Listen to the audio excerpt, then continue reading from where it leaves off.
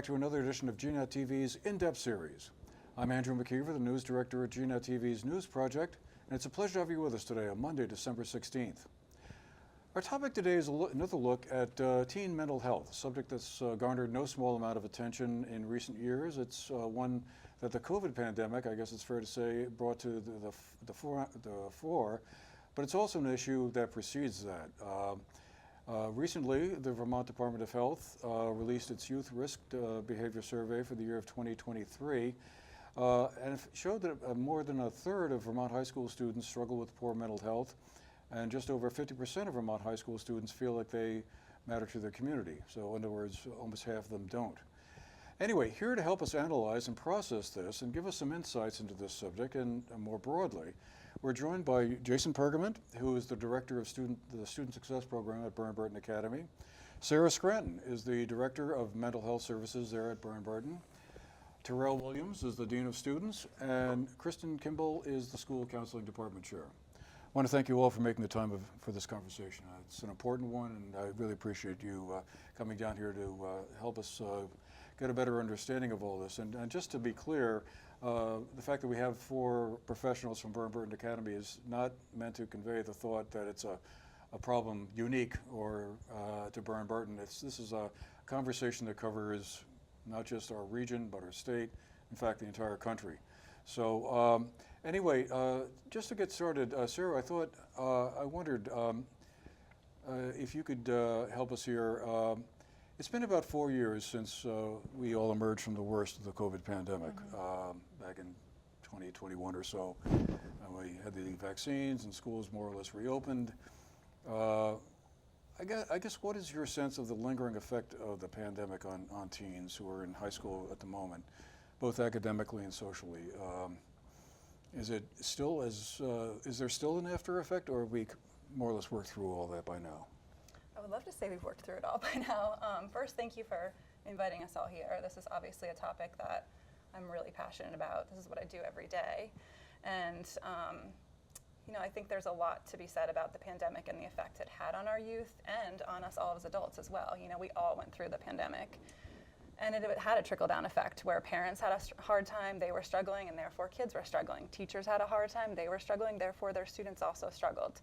I think we're coming through some of the effects of the pandemic, but I do think mental illness has been on the rise since the pandemic for a lot of different reasons. There was a lot of social isolation that occurred during the pandemic. Kids weren't in school able to sort of practice some of the skills needed to be functioning and to be happy and doing the things they loved. We were all feeling really isolated and going through a tough time. And since then, I think there's been a lot more of an emphasis on mental health and the needs of our students. And that's the benefit of having been through this pandemic, is it kind of shined a spotlight on a topic that is really important and has always been, but is maybe being more talked about now. And so kids also feel more comfortable talking about it, which is a good thing. Do you think that the fact that a lot of the kids that are in high school now were in middle school back during the height of the pandemic, did that have an impact on students at a very important moment in their development as young folks, on how they feel about that memory now? Does it still have an effect on them in some way or another? I mean, I think that's like the core time in a young person's life where they're developing those social skills, those academic skills. And for those kids, like I had 3 kids in middle school and 1 in elementary school when the pandemic started. And each of them had a different trajectory. And I'd say the hardest part is like kids who are already feeling anxious then weren't going to school and practicing those skills every day that sort of gave them the confidence of like, hey, I can do this. So for those kids, I'm still seeing a struggle now because they didn't really get to handle anything that was happening during the pandemic in the way you would have if you were in school every day. And academically, I think kids are really behind, I think we're getting past that now, but there was a big gap in learning at the time, and that created a lot of anxiety for kids as well, like trying to compare themselves to their peers and catching up, and teachers trying to figure out what their expectations should be because all of a sudden the incoming class of 9th graders weren't prepared in the same way that the last few classes had been. So I think it was a really difficult time for kids in that middle school age, especially going through the pandemic, because they also really rely on their peers during that time for support, and they're developing their independence, and they're figuring out what they're passionate about and what they like, and we weren't able to do any of that. So it made it really challenging. It's perfectly Is that stated. how the rest of you see it as well? Yeah, I think that there was also, I think Sarah said it perfectly, a lot of issues that were already present were kind of exacerbated. The social isolation is serious, and there are some folks who didn't recover from that, and there are some students that we still do see some of those challenges with. Yeah.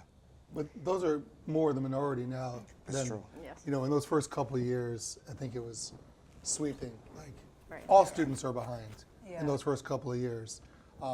Now, I think it's really the most vulnerable students have had a harder time catching up. But in a more broad picture, I think the cohorts, as we get further and further from the COVID years, I think the cohorts in general are catching up to where they should be. I think the gap is certainly closing big picture, but unfortunately, those that are already predisposed to vulnerabilities are having a harder time of getting back to where they should be. And I would just add too that I know you have questions about cell phones and the role that they play in mental health in general these days, but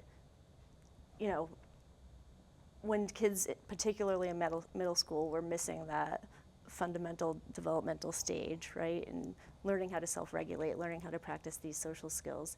At the same time, they have their cell phones and social media compounding that, because we have all these studies and things that we read about how, social media, not only does it impact self-image, but it also, if kids are so turned inward, focused on that, instead of interacting with each other and continuing to develop those social skills, that's going to have an impact. And so you've got both of those things happening concurrently, and it's just, fodder for Yeah. what has happened. What do you make of that risk youth risk behavior survey that the state puts out? And it came out just a couple of weeks ago for 2023. So it's data from a year ago, but I suppose it's the most recent we have. Did it ring true? Did it make sense, or was it like, wait a minute, that's not what I'm seeing at all?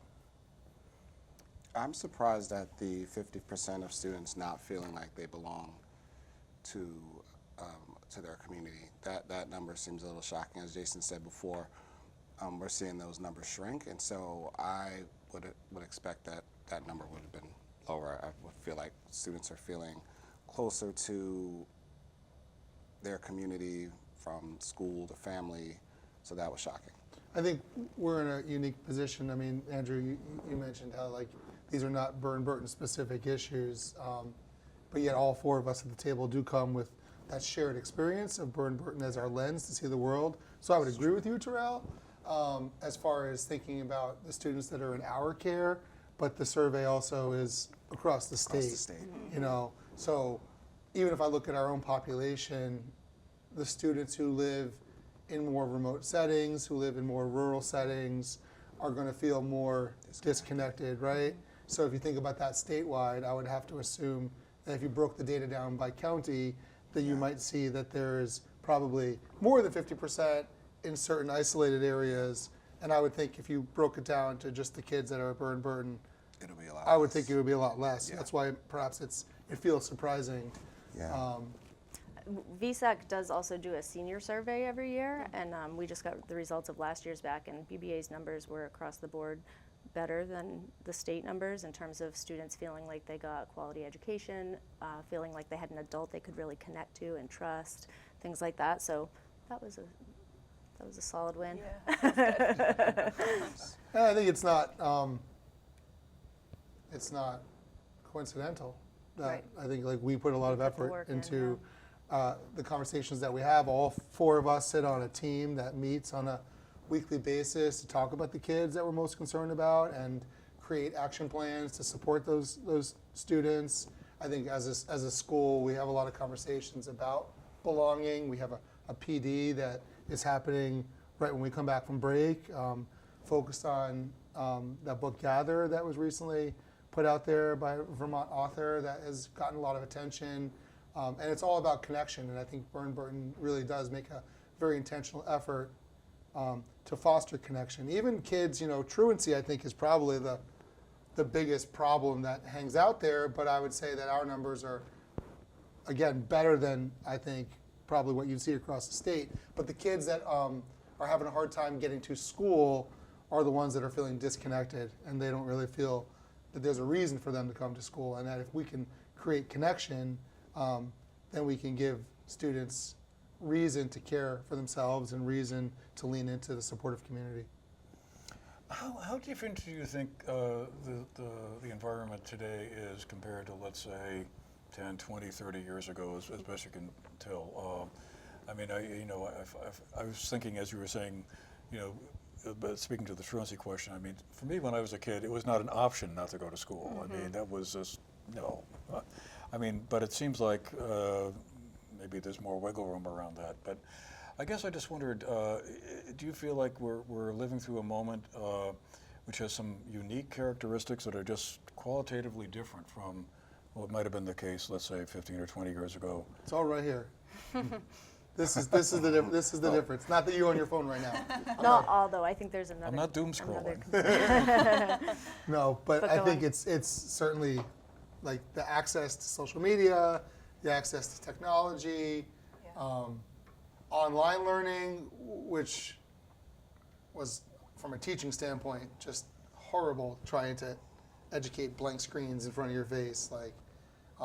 But now we have VTVLC in place, which is a really robust online learning program across the state. And so students are really reconsidering what their relationship is with education and why they have to go to school. So I do think it's like the technology has created a different environment. It's created a false environment or false sense of environment. But do you think that there's more? I think that is the main culprit. Don't get me wrong, I completely agree with that. But as I reflect on my generation and our upbringing, I think there's been a shift in parenting style culturally. And I think, when you talk about, we don't spank anymore. There are a lot of good things that we do, right? But I think in terms of parenting in general, things have loosened up a lot. And the unintended consequence of that, in my mind, I think one of our biggest issues that we have with students these days, I sound like the, rocking chair on the porch kids these days, but there is so little accountability for their actions. Yeah.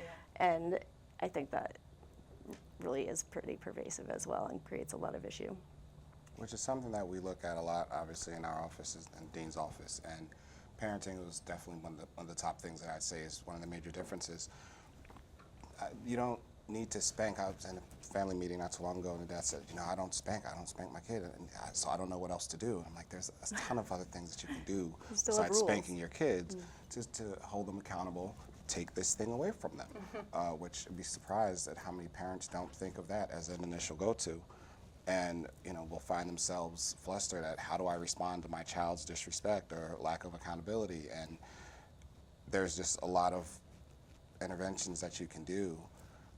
One of the most important things is try to get to know your child and speak to them with kindness and create an environment where that can happen. I literally had a friend who was seeing some real issues emerged with her daughter and her cell phone use when she was young. And I said, take it away. I can't do that. She's already had it for 2 years. She would hate me. Take it away. It's so hard for parents to not be their kid's friend, I think, sometimes, and lay down those boundaries. And I hope I don't sound too judgmental. I'm sure I totally do, because parenting is hard. We all of, I don't know if you are, but the rest of us here are parents, and this is the hardest job on earth. So however you can get through it is how we do it. But I just think there needs to be some boundaries and some rules. My kids have said to me in the past, I don't always like your rules, and it's always after we've gone to visit friends who have children who are out of control, and they're like, I don't always like your rules, but I see why we have them. Oh, go ahead. I was just going to add and say, I think the biggest thing I see, the difference is, everything's on social media these days. Like I say all the time, I'm so glad Facebook and Instagram and all those things were not around when I was their age, because it's a constant battle and comparison. So you're at home by yourself and you pull up your phone and you look at your Snap map and you see 5 of your friends are hanging out without you. How does that make you feel? Like you're you're scrolling through Instagram and seeing all these cool pictures of your friends doing fun things. How does that make you feel? Like I know adults who struggle with that, and yet we're expecting these teenagers to manage that. And I just think I think social media has such a negative impact on our youth today. And I think Those that's things that they're seeing on social media are like the idealized. It's not even reality, right? You're not going to put the picture of you fighting with your significant other or you stumbling and falling. That's not what gets put on social media. Right. The beautiful picture of you in a beautiful place, and people are like, oh, look at this person. They're traveling to this beautiful place, but not all the hardship that happened to get there. So you're comparing yourself to this idealized version of reality. You're not even really comparing yourself to reality. Or on the other end, you're comparing yourself to some epic fail and thinking, oh, well, I'm a better parent than that person who's failing. And That's so, the bar. Yeah, that's the bar. And so now I don't have to, go above and beyond. I can still remain friends with my child. Look at this relationship. And so I think that parenting has just gotten so convoluted. It's difficult to have standards. Back in my day, when my grandma and my dad told me to do something, you did it, and you be quiet and you do it.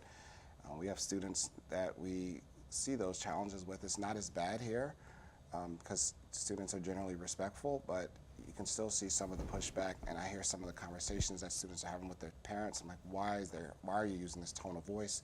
Why are you using these words? Parent, why aren't you checking them?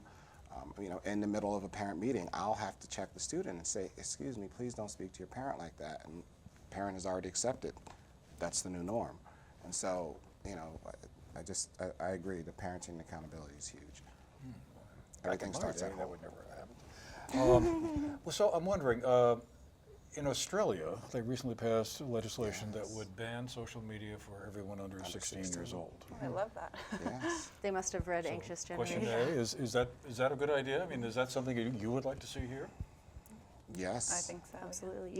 You said you were going to ask us like what advice we had, and I would say no cell phone until high school and no social media until 16. Those are like 2 huge. Yeah.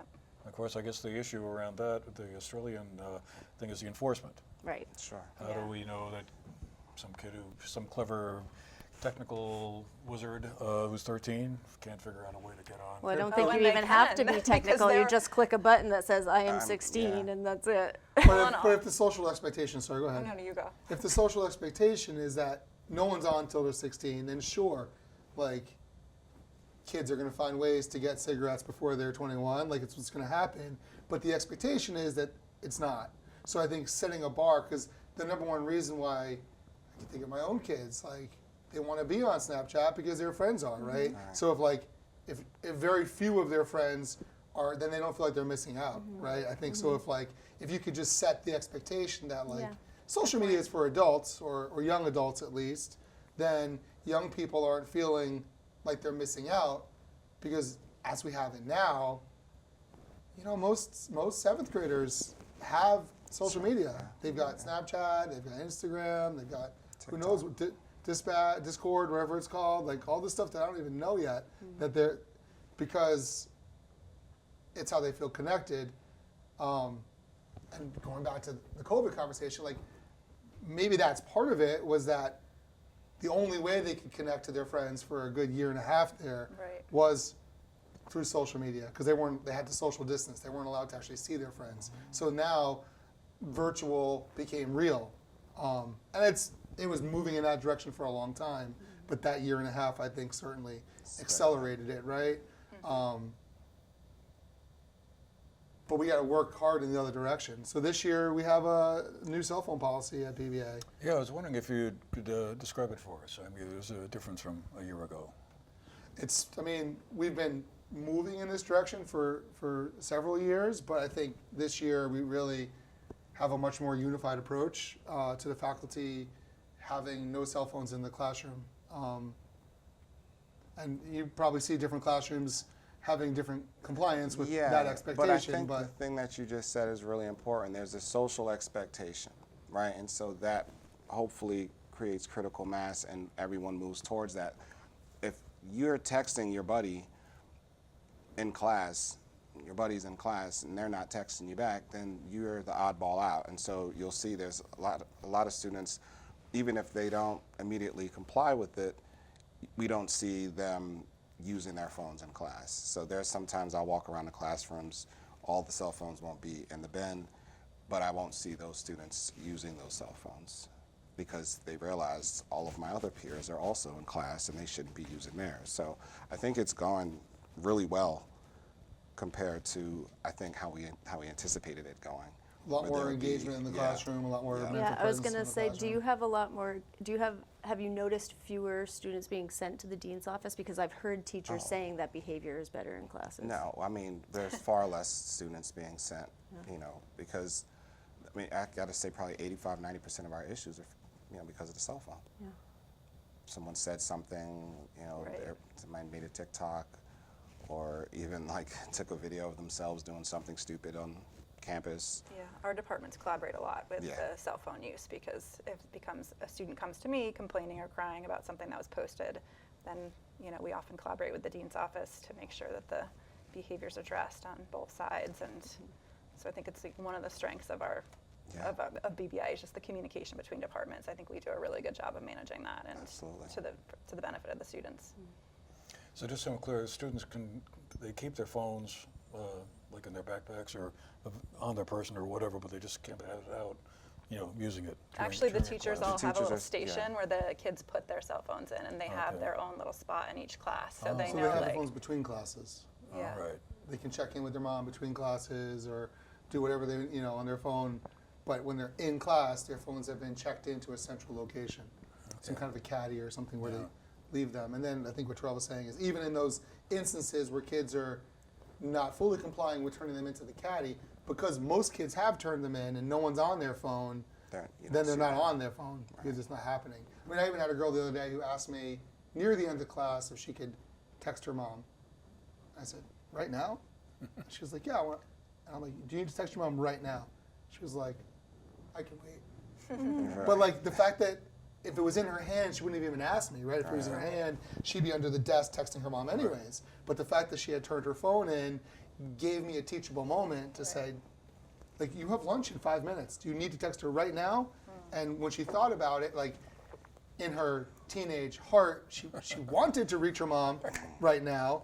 But then when she really thought about it, she's like, well, 5 more minutes, I can talk to my mom at lunch and it's going to be okay. So What you said just reminded me of another culprit, I think, and it's not cell phones, but it's technology based. I was talking to some kids, like little kids recently, about just delayed gratification, and they're like, what's that? I'm like, well, you know how you have your favorite shows? When I was a kid, I had to wait. watch one episode and then wait a whole week to watch it again. if They're you like, well, missed it, what's you the couldn't point of record that? it. But when kids have everything they need and want with this immediacy, and they have no sense of how to wait for something or how to be bored or how to just be with themselves, that's contributing to the whole ADHD and the whole like anxiety and mental health decline, because they're just constantly, it's frenetic, it's Yeah. like constant something, what's next, and that can be problematic as well. So how have the kids reacted to this? I mean, I'm just wondering, you all seem to have a pretty favorable view of how this new policy is working out. Have they basically, been okay Compliant. with it? Or has it been a case where after a couple of weeks they're going, oh, I don't have to text my friend right now. Yeah. I can wait until lunch or whatever, or after school, and it's like liberating in a way. Or have they found it, oh man. you guys I have can't teen text- children. How are your teens like? They all think it's fine. Yeah, they're fine with Oh, it. I've actually heard students say that they're glad that this is put, because they're able to better engage. Because a lot of kids enjoy being educated and being in school, Yeah. but they felt that FOMO and that being distracted and it's the immediacy again. So Right. like now they don't they don't need an excuse why they left someone unopened or Right, whatever it is right. they've I done, was you in know what I mean? class, Like yeah. they're all in class, and I think some of them are really appreciative that we put that in place so they don't have to say, I want to focus in class, you know what I mean? And they're not being pulled to do that. A few weeks ago, before the weather got too cold, we had a wellness day up at Mountain Campus. No cell phones.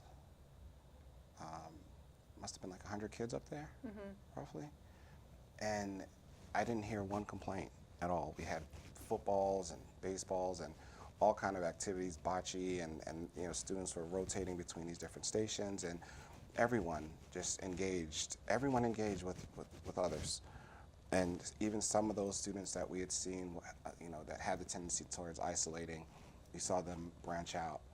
And it was just a beautiful thing to watch, to not see a student like this at all for, you know, 4 hours of them just really just being outside and engaging each other. And I heard 0 complaints. Yeah. Because most of the time when kids are on the cell phone, it's like they're toddlers again and they're parallel playing with each They're- other. yeah, next to each other, just I wonder if, you know, just to kind of cycle back a bit to the general mental anxiety piece, do you see any differences between different categories of students, like, let's say, between boys and girls on this, or, you know, folks who might fall within the LGBTQ community? Do they tend to be more or less anxious or troubled, as best you can tell, or it just seems like, you know, there's no difference really? Or do the numbers that you've seen, the statistics, say one thing or another?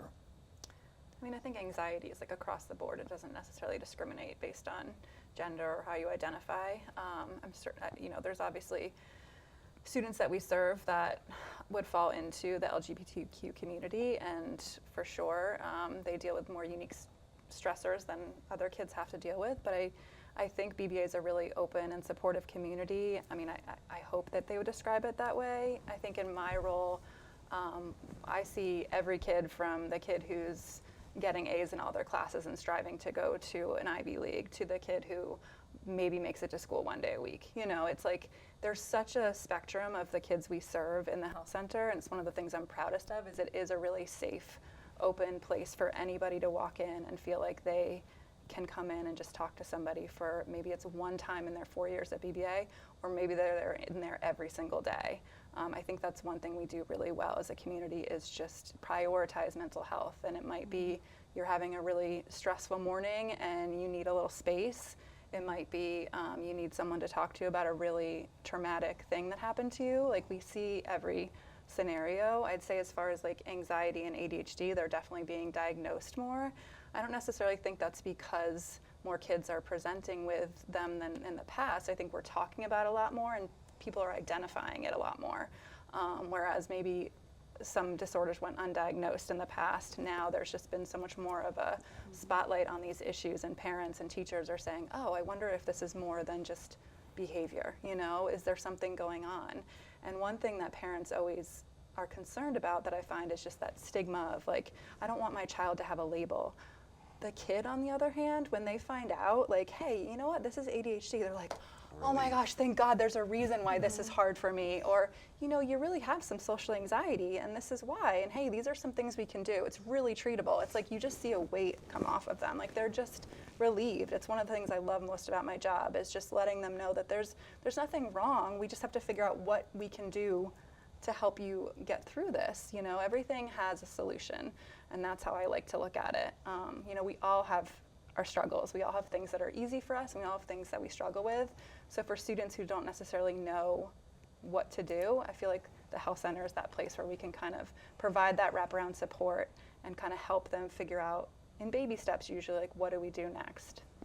I think, go ahead. Well, I think just in line with that, we have such a unique community in that we have such a variety of adults too, and so there's so many personalities, and we know how to identify. I think we have enough experience amongst, you know, just these 4 folks here, that we can identify a student that we see maybe having some challenges, and to reach out to them, whether they're in LGBT community, you know, BIPOC community, whatever group.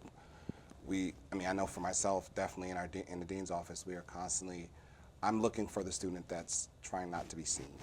Yeah. I'm trying to make sure that that student feels seen, and I think that the majority of us, if our hearts are in the right place, that's what we want to see. We Yeah. want to make sure that every child feels seen and heard.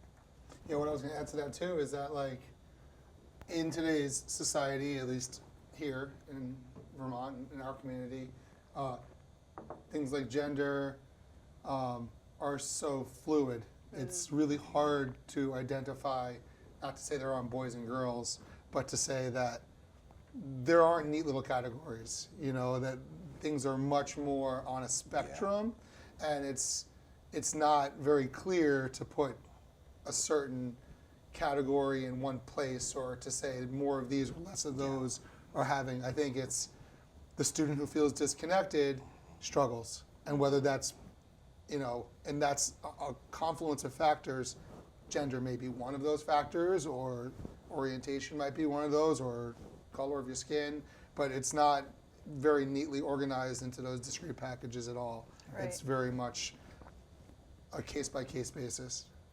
However, Andrew, going back to your original question of differences in boys versus girls, like, one difference I have noticed that's positive in cisgender boys in particular is that more of them are willing to identify with whatever, whether it's a learning disability or a mental health ailment. Like, I run a mental health wellness group at school, Yellow Tulip Club, and this year's the biggest year we've had. Our president is male. We have so many boys in the club who are, like, anxious to be involved and help and do things, and a bunch of them put together our I Am More project, and they're really engaged and involved, and, like, want to go talk to the freshmen, the 9th grade wellness classes, and I love that because we're sort of destigmatizing that macho man Right. can't Yeah. have Talk about your feelings, yeah. thing, and that I've seen a big shift in, and it's so wonderful to see that.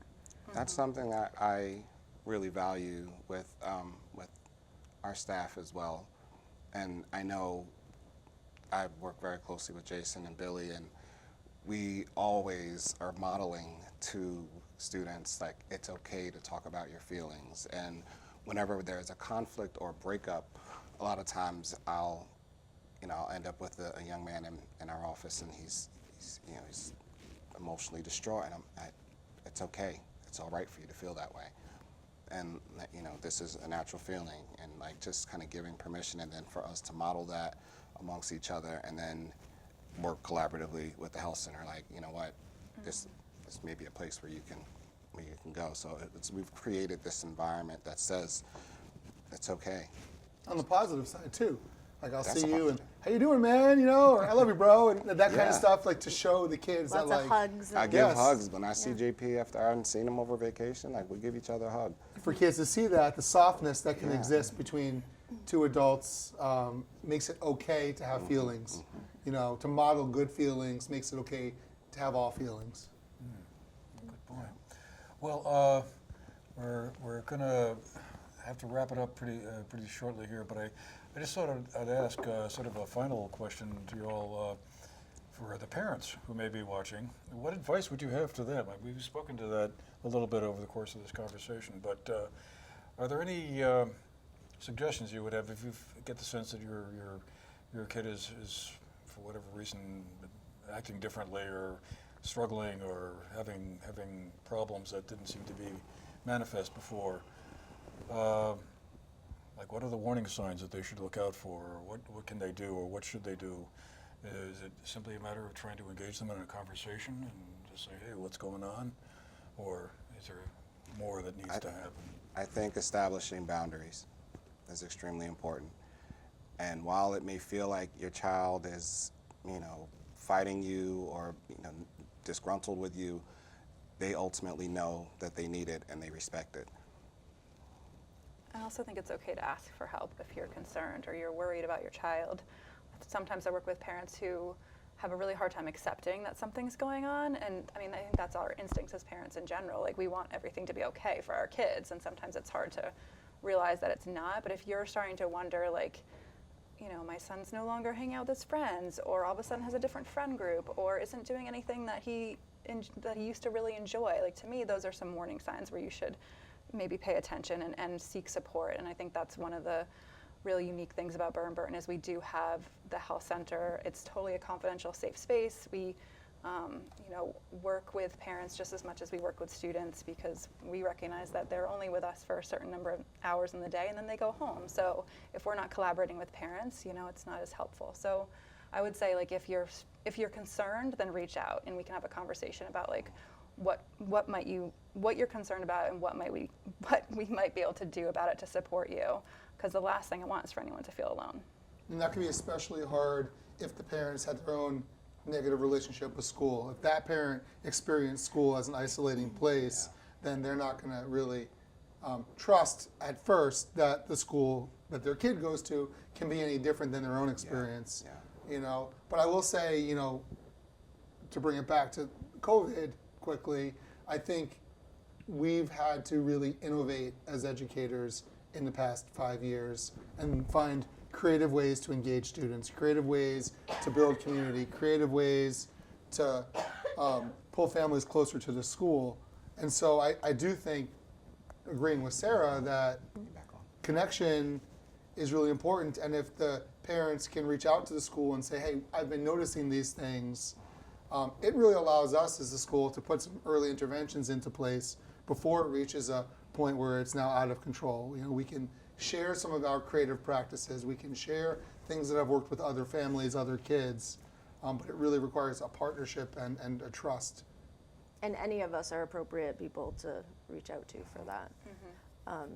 I would also say I read Anxious Generation this summer, and there were so many points in that book that I was just nodding my head at, and including that no social media till 16. And he just talks a lot about brain development and actually what's happening when students use these phones and social media. So it's just pretty fascinating, really, and it's a good read and has some good advice in there. And that was another thing I liked about the book, is it's not just like doom and gloom. It does talk about what the issues are, but it also has suggestions for how to make it better, which is really good. But that's more of like as a community, as a society thing, but matters. Yeah, and on the plus side, I think we've recognized that there is no one-size-fits-all approach to education, and BBI has really embraced that. And so we do have the ability to really individualize each student's experience. And, you know, Jason was mentioning that we meet tomorrow as a team to sort of talk about the kids that are most at risk. That's one of my favorite hours of the week. You wouldn't think it would be, but I feel so good about the work we do coming out of those meetings. The following day, I have a meeting that's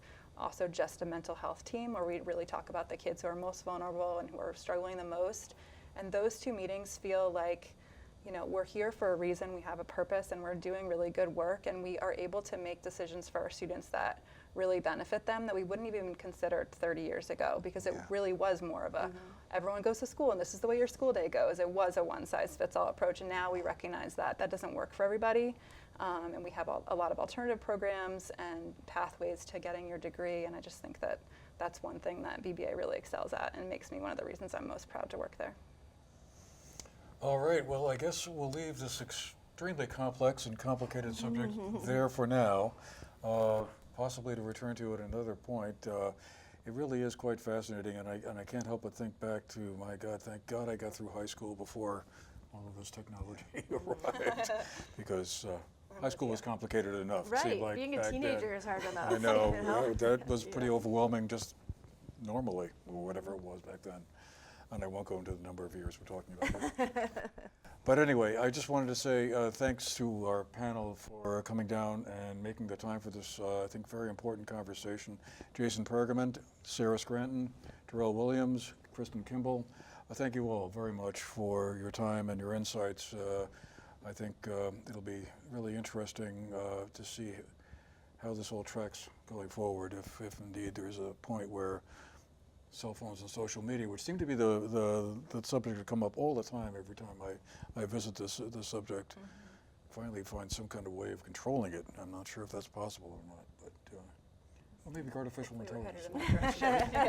Of course. Next up. Thank you for the invitation. Yeah, thank you so much for inviting us. All right, and thanks to all of you who have been with us today. Hope you found our program interesting, and we'll see you again the next time. Thanks again for being with us.